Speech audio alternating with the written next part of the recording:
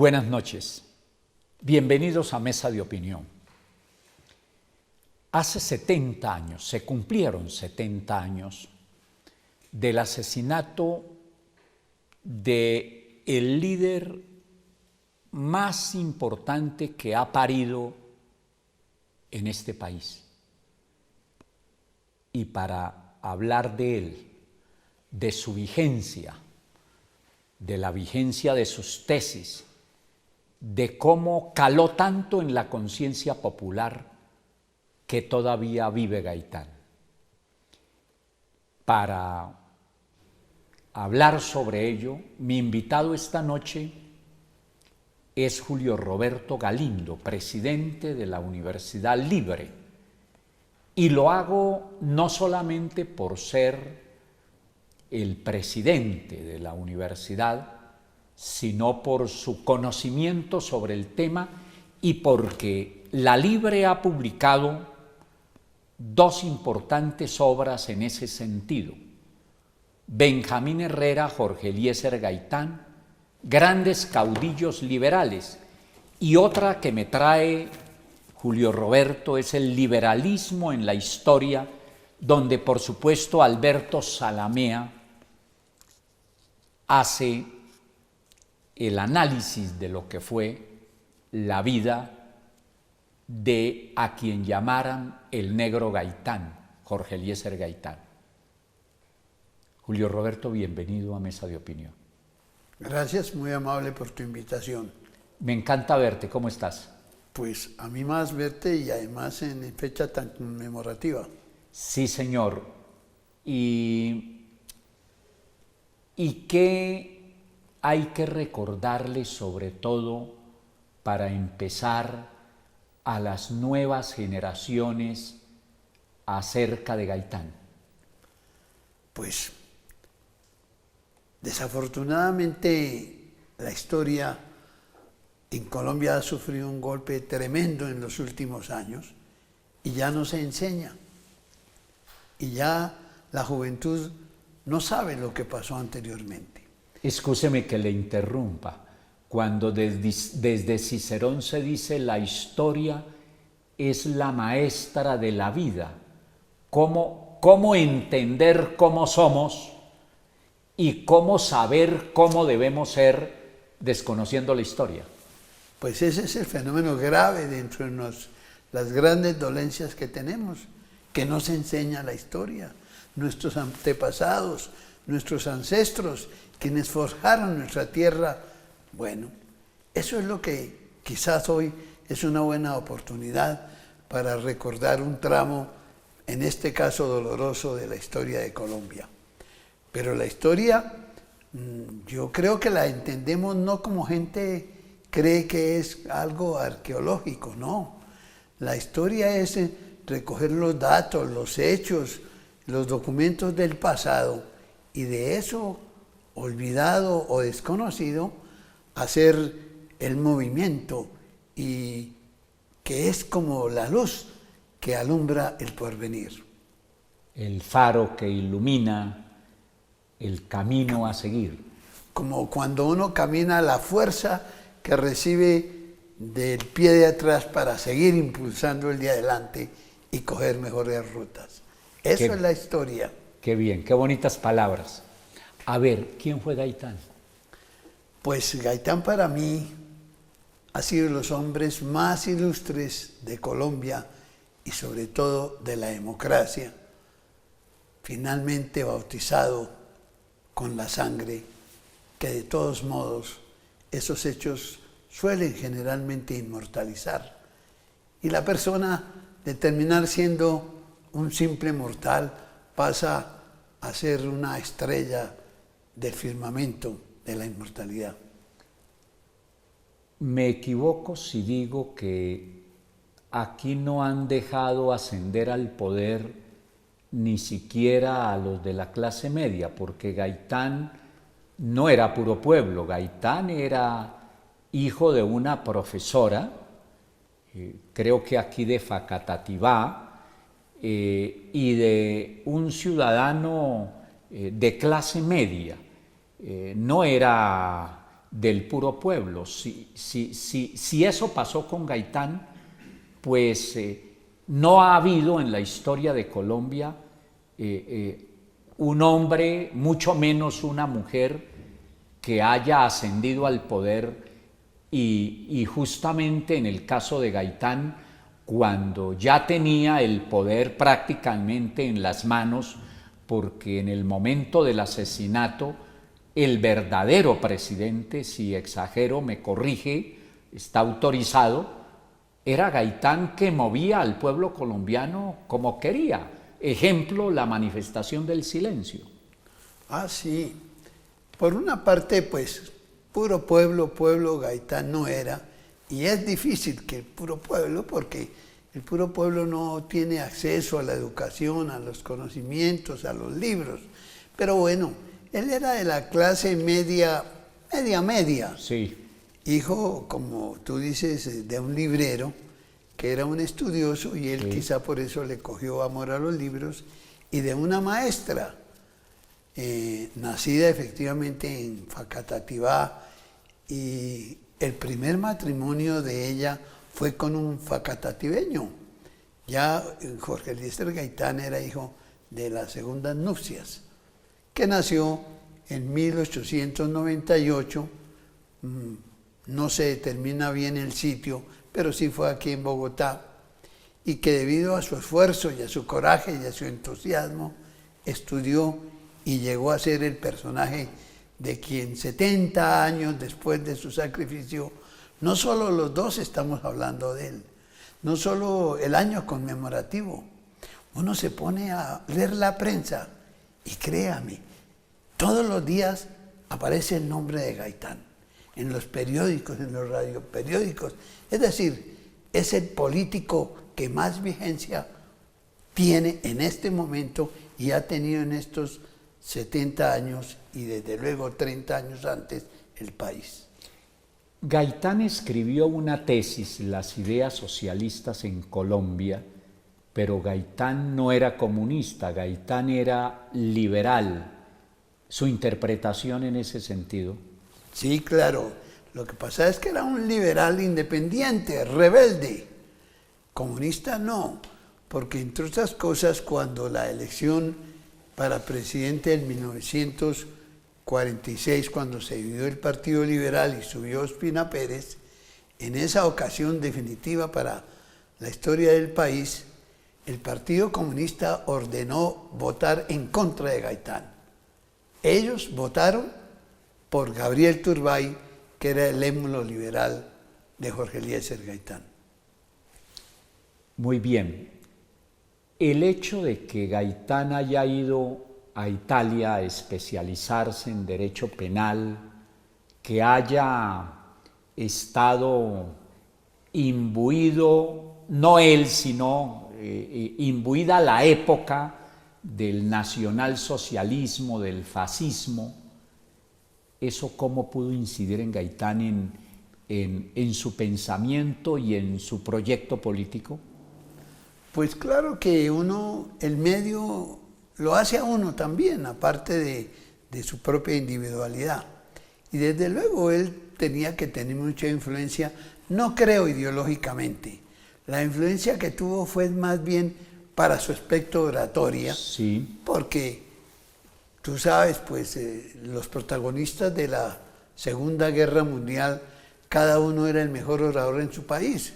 Churchill en Inglaterra, Hitler en Alemania y Mussolini en Italia. Desde luego el estudiante se contagió y con esa facilidad de expresión y admiración que tenían las gentes cuando lo oían hablar, las electrizaba, ¿no? Las electrizaba. Y era una época apasionante. Él comenzaba a hablar despacio y hasta tosía y luego iba soltando sus ideas que muchas veces las tenía preparadas, pero que otras eran producto del mundo maravilloso de la imaginación y de la improvisación, y se le iba metiendo al pueblo hasta tal punto que lo sugestionó, terminó diciendo: yo no soy un hombre, soy un pueblo. esa, esa época no la añoramos muchos, ¿no la añora usted? Claro, claro, ¿cómo vamos a añorar esa época en que la sugestión y la emotividad y la sinceridad de las personas, pues es lo que está haciendo falta ahora? Y la motivación para andar en pos de ideales superiores y para no encerrarse uno en su propio yo, que es lo que está pasando con esta sociedad un tanto insolidaria, que se ocupa de sus cosas, pero no de lo que corresponde a todos, no de cuidar, por ejemplo, el patrimonio público, y de ahí que una de las tesis de Gaitán de la lucha contra la corrupción sigan más vigentes que nunca. Claro, es que precisamente en su voz y defendiendo esas tesis por medio de frases que él acuñaba y que el pueblo entendía definitivas, que haya menos ricos para que haya menos pobres. Eso se penetraba en el corazón del pueblo y eso era lo que hacía que el pueblo lo viera a él como un profeta, como la persona que si hubiera llegado a la presidencia de la República iba a solucionarle sus anhelos y sus ilusiones y sus sueños. Hablemos un poquito del Gaitán antes de la derrota liberal de 1946. El Gaitán que incluso tenía dificultades para llegar al Congreso. Un poco de eso, Julio Roberto. Pues él, una vez que terminó sus estudios y ejerció la profesión y ahorró una platica, se fue a especializarse en Italia. Y allá fue donde brilló por sus tesis sobre la predeterminación, que fue elogiada por el maestro Ferri, que era el mejor penalista de ese tiempo. Vino acá y fue elegido representante a la Cámara por su convicción y por ser quien significaba y quien prometía. ¿Y qué pasó? Que el primer debate que hubo en la Cámara... ¿El de las bananeras? El de las bananeras fue lo que lo catapultó hacia el pueblo, hacia el futuro, porque hizo un estudio serio, duró un mes inclusive, haciendo entrevistas allá con las personas y con los doloridos de los muertos y demás, en Ciénaga, etcétera. Vino, hizo un gran debate y eso fue una de las causas, dicen los intérpretes de la historia, que ayudaron a que la hegemonía del Partido Conservador terminara cuando el presidente era Badía Méndez y llegó a la presidencia Enrique Olaya Herrera y comenzó un gobierno de 16 años del Partido Liberal. La idea fuerza que tú mencionabas de el pueblo superior a sus dirigentes, ¿eso era como demagogo? Pues todo es de interpretaciones. ¿Es demagogia hablar del pueblo? Pues para unos sí, para otros es la solución. Y él hablaba del pueblo porque lo sentía, no lo padecía, pero sí lo interpretaba. ¿Sigue vigente la máxima también, la idea fuerza de la diferencia entre el país nacional y el país político? Un poco de eso. Claro, sigue vigente y siguen vigentes todas sus frases. Es igual el hambre liberal que el hambre conservadora. Son los mismos con las mismas. La justicia es solo para los de Ruana. Algo así como la patria boba que seguimos viviendo. La patria boba, ese periodo de la historia de Colombia entre 1810 y 1815, que la denominaron así porque no se pusieron de acuerdo nuestros líderes de entonces, y esa una razón para que nos hubieran reconquistado los españoles. Hacemos una pausa Ya regresamos a Mesa de Opinión.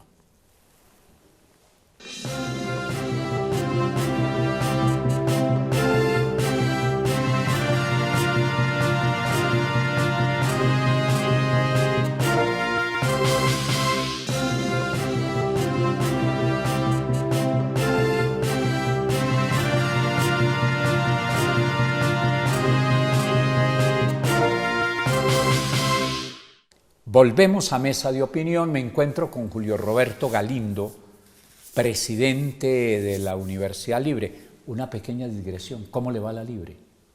Bien, estamos bien porque tenemos seccionales en todo el país, en muchas materias.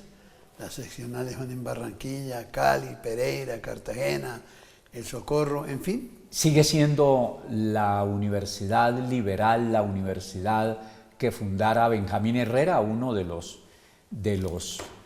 los excelentes líderes que ha tenido este país, de los presidentes, y que usted titula uno de los libros que me ha traído Benjamín Herrera con Jorge Eliezer Gaitán. Pues sí, es que la universidad tiene una historia envidiable. Porque o son nuevas universidades, o en fin, pero la historia de la universidad es gloriosa porque nos fundaron. El ideólogo fue Rafael Uribe Uribe, que con Benjamín Herrera fueron los generales que se cubrieron de gloria en la Guerra de los 1000 días, y en un acto generoso en defensa de la patria rompieron sus espadas y las cambiaron por la pluma y se dedicaron a la educación a cambio de nada, y así fue como fundaron y apareció la Universidad Libre en defensa de las ideas de libertad, igualdad y fraternidad. De la que fue rector Jorge Eliezer Gaitán. De la que fue rector, que él inicialmente fue precursor, porque él como estudiante de bachillerato, la universidad se había fundado en el papel, pero no funcionaba. Hizo un escrito y un movimiento de estudiantes para que funcionara esa universidad. ¿Qué tanto tiempo fue Gaitán rector de la Libre? Fue en 2 ocasiones, por allá en 1932 y en 1936. Y además fue presidente de la conciliatura de ese tiempo. Entonces él estuvo permanentemente unido a la universidad, y sus clases, como las del maestro Darío Chandía, eran atiborradas de alumnos porque tenían la pasión de la oratoria, y los alumnos no se perdían de clases de Jorge Eliezer Gaitán, de sociología y de derecho penal. Muy bien, volvamos al Gaitán político, al Gaitán que fue derrotado en la división liberal con Gabriel Turbay. Recordémosle, sobre todo a las nuevas generaciones, ese episodio en que después de 16 años el Partido Liberal había regresado al poder en 1930 con Enrique Olaya Herrera y lo pierde con Ospina Pérez por la división entre Gabriel Turbay y Jorge Eliezer Gaitán. Sí, efectivamente, el partido llevaba gobernando ese tiempo y eran mayorías. Y apareció la disidencia de Jorge Eliezer Gaitán, a quien la parte oficialista del partido lo trataba muy despreciativamente. El candidato oficial era Gabriel Turbay, que era un personaje muy brillante, y vino la contienda. Gaitán con el gaitanismo, Turbay con el oficialismo. Vinieron las elecciones. Gabriel Turbay, gran líder liberal, no creyó jamás que el partido fuera a perder. Y por eso no se unieron. Y por eso le dio tan duro. Y por eso le dio tan duro. Laureano Gómez, que dirigía el Partido Conservador, lanzó de candidato a Ospina Pérez, que era una figura no muy políticamente apasionada, y entonces el partido se dividió 500 y pico mil de votos sacó Turbay y 300 y pico de votos sacó Gaitán. 300 y pico de mil. 300 y pico de mil Gaitán, 400 y pico de mil Turbay y 500 y pico de mil Ospina Pérez. Cayó el Partido Liberal. Turbay, que nunca había perdido una batalla, se entristeció y no tuvo la altura y se fue del país. Fue para Europa. Al Hotel Athénée de París. Y Gaitán, acostumbrado a perder, dijo: no hemos perdido sino un puesto, vamos a reconquistar el poder. Y fue cuando el partido se unió y alrededor de él marchaba en busca de la victoria, cuando sucedió el 9 de abril. Antes del 9 de abril hay unos hechos muy importantes, destaquemos por lo menos uno: la manifestación del silencio. Pues, unido el Partido Liberal, Jorge Eliezer Gaitán, con su talento, con su voz, recorrió todo el país, cuando, entre otras cosas, apareció la violencia por allá en Duitama, en Sogamoso, y apareció la policía chulavita y demás, y Gaitán recogió todas las banderas, vinieron las primeras elecciones, barrió con el Partido Conservador, y en ese momento, cuando era prácticamente imposible detener el triunfo, y alguien de sus amigos le dijo: Gaitán, ten cuidado porque te pueden asesinar. Pero él, tal vez vanidoso, tal vez muy creyente de sí mismo, no le paró bolas a eso y se descuidó en su persona. Y dijo la frase célebre: si a mí me matara la oligarquía, ellos sabrían que esto se volvía un San Quintín. Por eso dijo: si avanzo, seguidme; si retrocedo, empujadme; si me matan, vengadme. ¿No le parece que en eso Gaitán fue un tanto irresponsable? Claro, tremenda frase, porque eso quedó en la subconsciencia del pueblo. Y quizá esa frase fue la que hizo que, una vez que la gente supo que lo habían asesinado, se lanzó frenética, loca, con una venganza, quizá con una frase. Los oradores tienen una responsabilidad inmensa, porque las frases, cuando entran al talante del mundo misterioso de la subconsciencia, uno no sabe cuándo saltan y ya la gente no es dueña de sí mismo, sino de su subconsciente. Este país ha tenido líderes muy importantes: Rafael Uribe, Benjamín Herrera, Alfonso López Pumarejo, Alfonso López Miquelsen, Julio César Turbay Ayala, Álvaro Gómez Hurtado y muchos otros. ¿Por qué ahora no los tiene, y me excusan, incluidos los candidatos presidenciales? ¿Por qué ahora los líderes no son de esa talla, de esos quilates, de esa profundidad, de ese liderazgo? ¿Por qué? Tremendo interrogante. Pero yo creo que una de las razones, y tal vez la fundamental, es porque falta mística.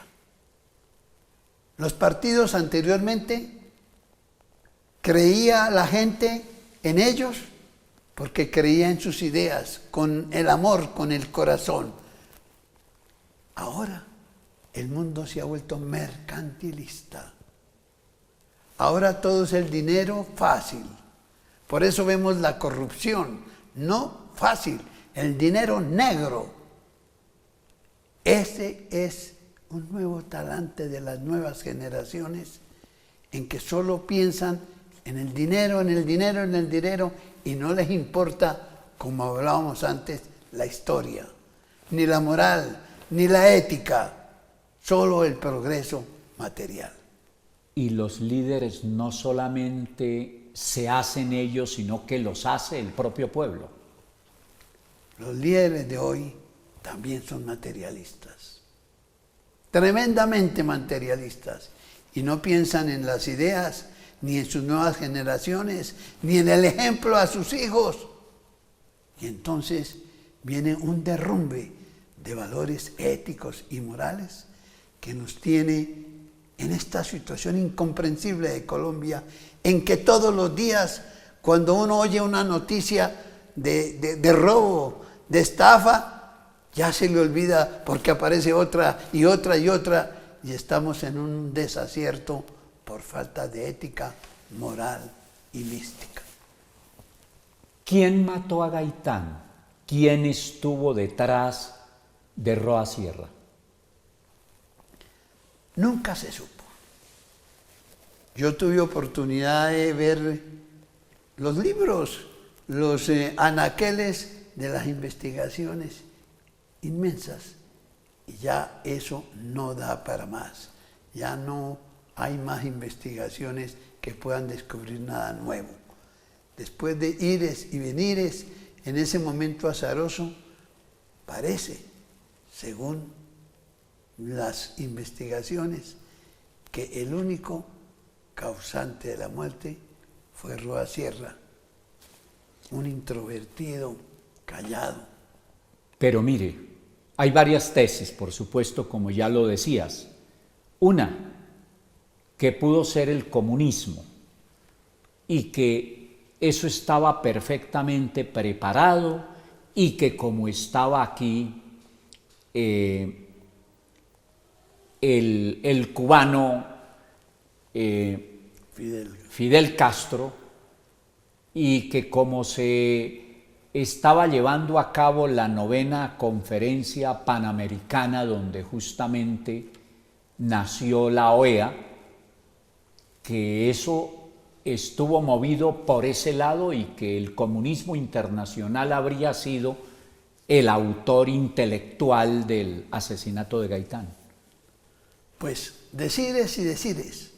Lo que pasa es que en los magnicidios siempre hay 1000 caminos y 1000 interpretaciones que hace la gente para buscar su realidad, para inventarse su solución. Pero jurídicamente, ni en este caso, ni en el de Rafael Uribe, ni en el de Kennedy, ni en los grandes asesinatos, se llega finalmente a ciencia cierta a un resultado veraz que pueda convencer a todas las gentes. Bajo ese supuesto hay otras tesis, por ejemplo, la de que fue el Partido Conservador en razón a la violencia que se había desatado y que una manera de combatirla era justamente sacando al adversario que estaba ya a puertas de ser el próximo presidente de Colombia, porque habiéndose ido a morir lamentablemente a Europa, como ya lo reseñamos, Gabriel Turbay, su contendor, el camino y el gobierno del doctor Ospina Pérez le había dejado la puerta abierta al negro Gaitán para llegar a la presidencia de Colombia. Hacemos otra pausa, ya regresamos a Mesa de Opinión.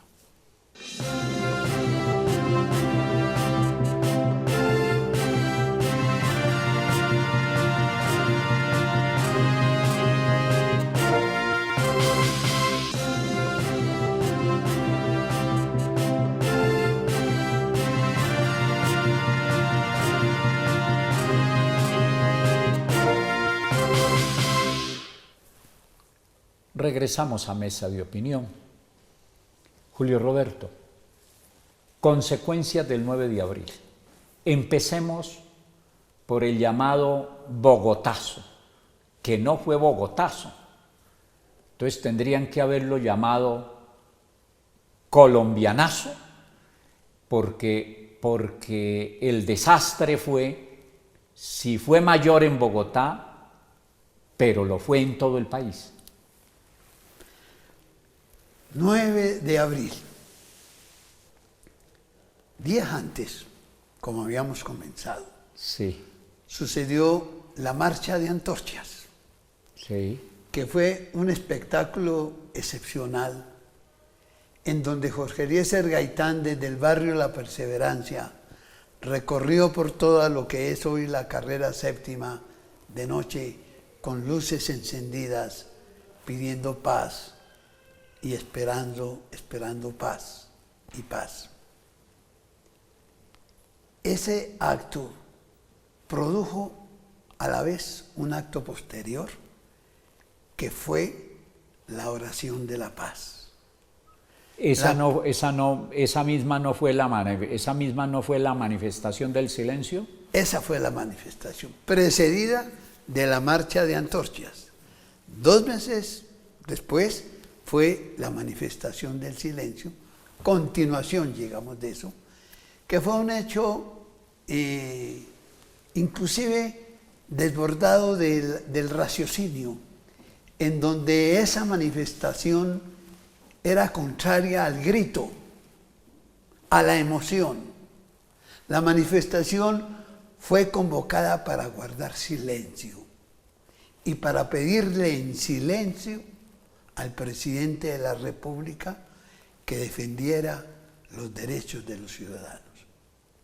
Pero dicen que fue verdaderamente conmocionante espiritualmente, porque una plaza de Bolívar llena, en silencio, en donde solo había el rumor del viento y el oleaje de las banderas negras, se produjo lo que en arte de oratoria es fácil de entender, la oración de la paz.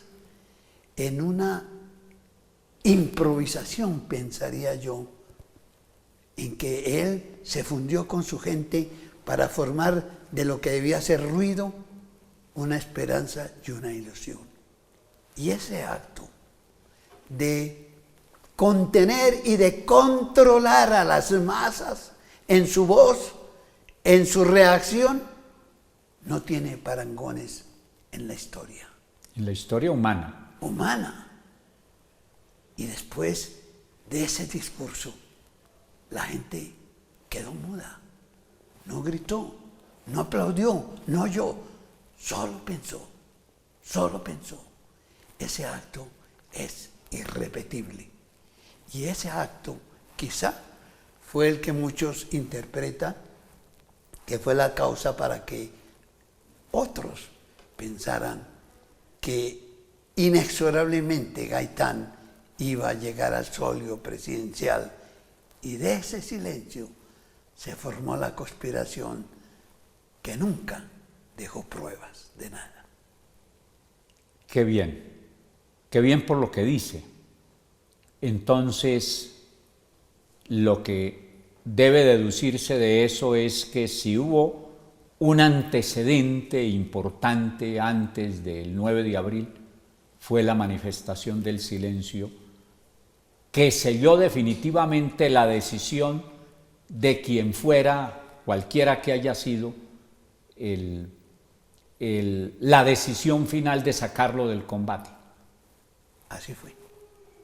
Dolorosamente fue así. Esa es una de las razones de las que tenemos hoy, que yo no entiendo por qué sigue siendo tan popular. El político más popular, con sus frases más actuales, Jorge Eliezer Gaitán. ¿No será porque fue el colombiano que más logró penetrar en la conciencia del pueblo, a quien más le creyeron que lo que decía era posible y que efectivamente iba a cumplir? Porque ahora el problema es, entre tantos, la incredulidad, la corrupción, porque es que los políticos tienen la fama de que todos son corruptos cuando no es así. Entonces el grado de credibilidad de la gente es muy poco. Por ejemplo, el asesinato de Galán todavía duele, pero siendo un asesinato, un magnicidio muy posterior al de Gaitán, ese no se recuerda con la misma intensidad, con el mismo fervor, con el mismo cariño, como se hace con Gaitán. Esa es la razón que creo. Yo lo que creo que influyó en Gaitán, además de su voz, además de sus tesis, es que era sincero. Y uno, cuando una persona se le mete en el corazón, es la que no olvida nunca. La sinceridad con que él hablaba, la franqueza, la decisión, eso es lo que todavía tenemos. Eso invisible, eso que llaman bueno, que llaman conciencia, que llaman no sé qué, es lo que hace que personajes permanezcan inmortales a través de los hechos de la historia. Consecuencias del 9 de abril. Consecuencias del 9 de abril. Cambió todo. Historiadores dicen que con motivo de la muerte del 9 de abril de Jorge Eliezer Gaitán, la historia se partió en dos, antes de su muerte y después de ella. Y toda es la referencia, y todos lo vemos. Hoy nomás leía en El Tiempo y yo pensaba que hace 3 días decía lo mismo, decía exactamente lo mismo, que la historia se partió en dos. Y así hacemos en distintos aspectos. En el progreso de Bogotá, que los edificios, todo llevan al 9 de abril, a esa fecha esotérica.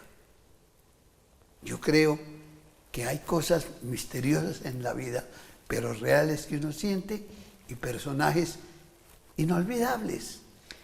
Quizá un remedio muy de acuerdo a las proporciones a lo que pasó con la religión cristiana, con Jesús, una cosa que uno no explica bien, pero que permanece en la conciencia de las generaciones. A raíz de la violencia que se agudizó, porque la violencia ya venía, perdimos más o menos 300.000 seres, vidas humanas. El país entonces no se ha logrado reponer todavía de ese fracaso. ¿Exagero? No, es cierto, eso melló en tal forma el país. Otros también, desde otro punto de vista, dicen que, por ejemplo, los edificios que se quemaron sirvieron para que pusieran nuevos edificios, y que de lo malo sale lo bueno, y de lo pesimista sale lo optimista, y desde ese otro punto de vista, Bogotá, pues sí ha avanzado en el centro de Bogotá, por lo menos. Aquí entro de las ideas fuerza que trae usted en el relato que hace sobre Jorge Eliezer Gaitán. Menciona otra idea fuerza: los partidos no se caen, se suicidan. Parece ser que lo que pasa es que ahora no hay partidos. Ya regresamos, la última pausa en Mesa de Opinión.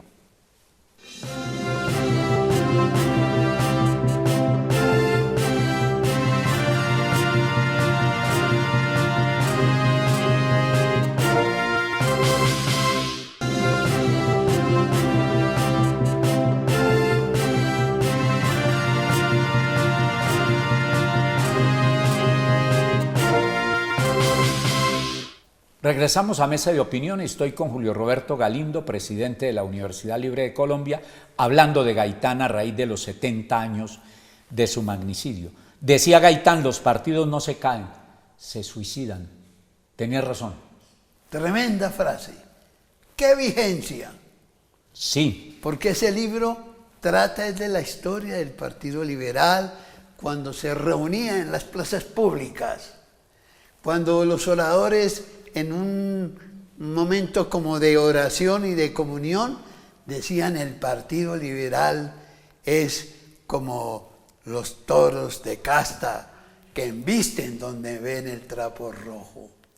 Y viva el grandioso, glorioso y sufrido Partido Liberal, con emoción, con entusiasmo.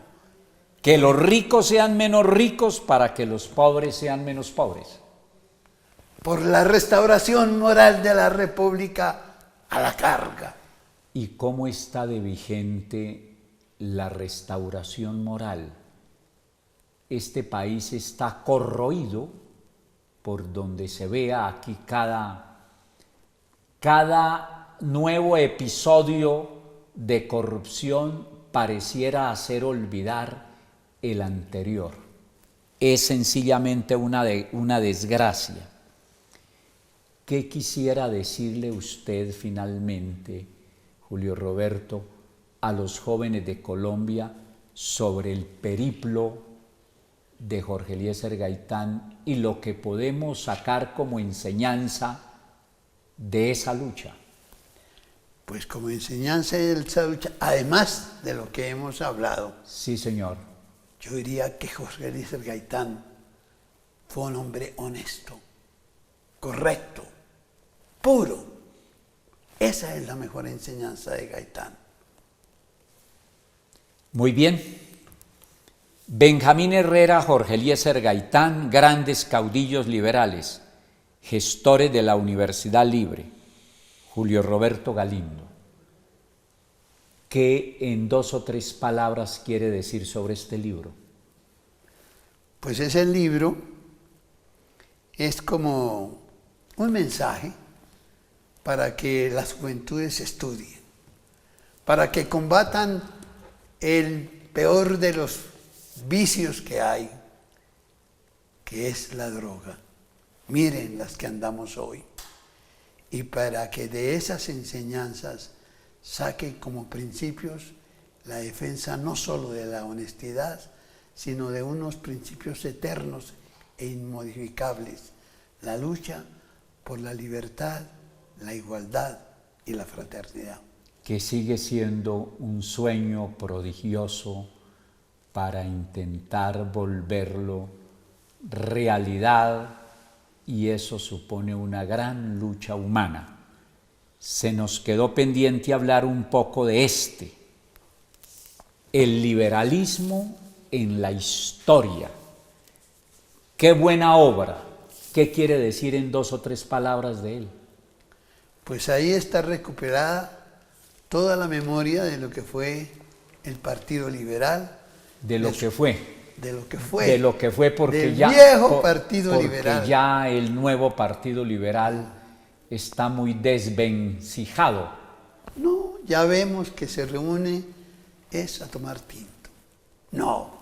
Ya no mueven las El Partido Liberal masas. era mover ideas, mover masas, entusiasmos. Ese era el viejo, grandioso y sufrido Partido Liberal. ¿Cómo recuperarlo? Pues es muy difícil. Pero tenemos que tener la voluntad y enseñar a las nuevas generaciones que ellos, con su sangre nueva, también deben remozar esas viejas ideas que nunca se acaban y que deben estar siendo cambiadas por el futuro, por el optimismo, por la esperanza. Julio Roberto, lo felicito por su trabajo, por sus trabajos, por su lucha por hacer de la libertad, de la igualdad y de la fraternidad unos valores realmente vivientes. Muchas gracias por haber venido a Mesa de Opinión. Gracias a ti. Siempre estaré agradecido contigo. A ustedes, como siempre, muchas gracias por permitirme compartir con ustedes estos ratos. Nos vemos dentro de 8 días. Feliz noche, que descansen.